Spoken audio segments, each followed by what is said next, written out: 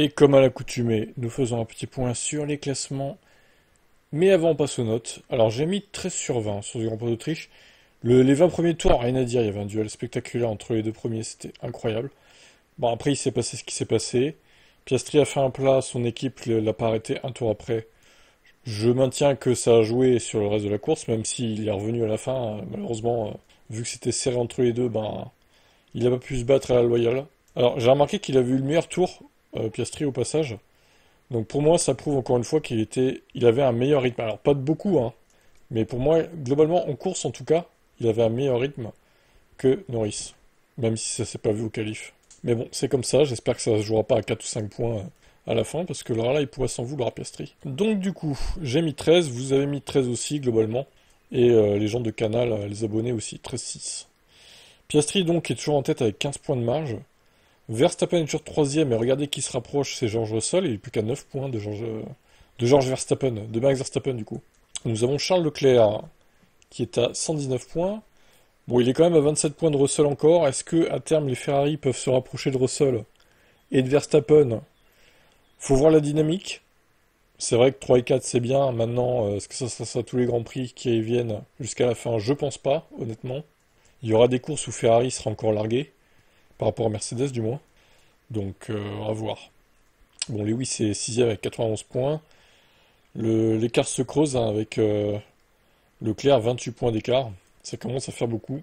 Antonelli, bon, bah, il a marqué 0 points, il s'est passé ce qui s'est passé avec Max. Albon, il marque plus de points, lui, c'est fini. Là. Je crois que les Williams, ça devient compliqué. Ocon est 9ème, il a encore marqué un tout petit point. Mais attention, il y a Hülkenberg qui a marqué 2 points et qui revient sur lui. Il n'est plus qu'à 1 point, Nico. Adjar n'a pas marqué de points, il s'est fait passer par donc Hülkenberg. Alonso est à égalité avec Stroll. Magnifique Fernando, enfin, il passe son illustre équipier, il était temps, hein. Enfin, il le passe parce qu'il a fait 2 6e places et l'autre, il a pas fait mieux, on va dire, mais bon. Ah d'ailleurs, si, il devrait être...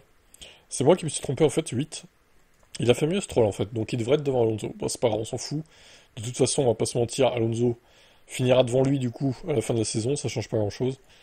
Alors Sainz, c'est toujours compliqué, le problème technique qui s'accumule. Lawson, 8 points marqués d'un coup, c'est un très bon résultat pour lui. À voir si ça va continuer comme ça. Pour la suite, Gasly donc il fait ce qu'il peut.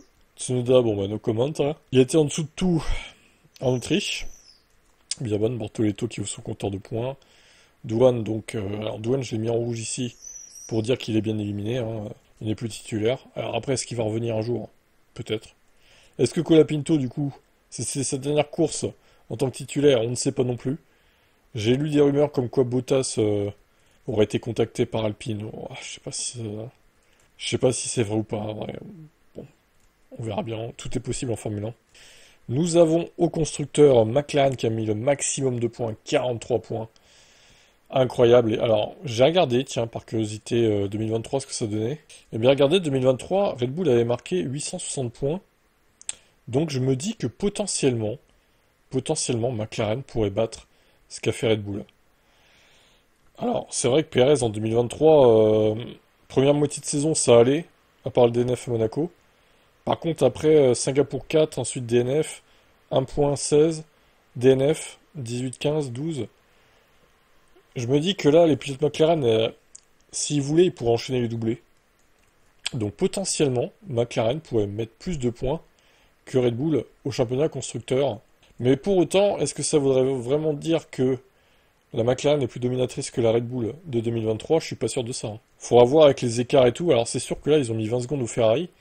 Mais est-ce que ça va se répéter sur les autres circuits? Je suis pas sûr. Là, on est à la 11e course. Donc Silverstone sera la 12e. Ce sera la mi-saison. Et ils sont sur une bonne dynamique pour battre ou au moins égaler Red Bull. McLaren, 417, donc x2, ça ferait 834. Donc techniquement, ils peuvent peut-être battre Red Bull de 2023. Je sais pas, à voir. Ils ont quasiment 2 fois de plus de points que Ferrari. Vous voyez un 210, 207 points d'écart. Mercedes est donc troisième, un point derrière Ferrari. Toute la saison, ils vont se donner la deuxième et troisième place. Ils vont alterner en fait Ferrari et Mercedes, je sens. Bon, Red Bull au constructeur, ils peuvent même plus menacer Ferrari et Mercedes. Hein. C'est terminé là. Terminé, bonsoir, ciao ciao. Merci d'être venu. Williams CP5. Alors Williams, honnêtement, est-ce qu'ils vont rester P5?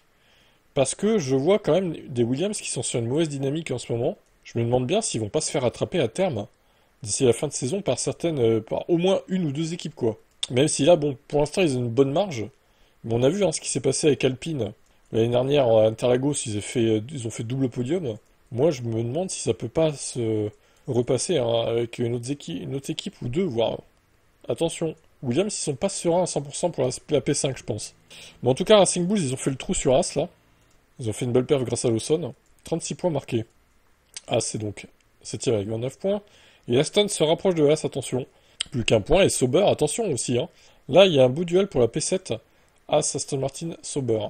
Qui aurait cru que Sauber, au final, remonterait comme ça et se battrait avec d'autres? En début de saison, j'y croyais pas, perso. Bon, Alpine, voilà. Alpine, ça finira de bon dernier, à moins d'un miracle, style Interlagos 2024. Voilà ce que je pouvais dire de ce classement.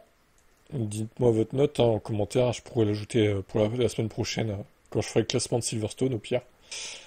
Voilà, bon, bah écoutez, Silverstone normalement il va faire frais, j'ai regardé la météo, bon là on est lundi, hein.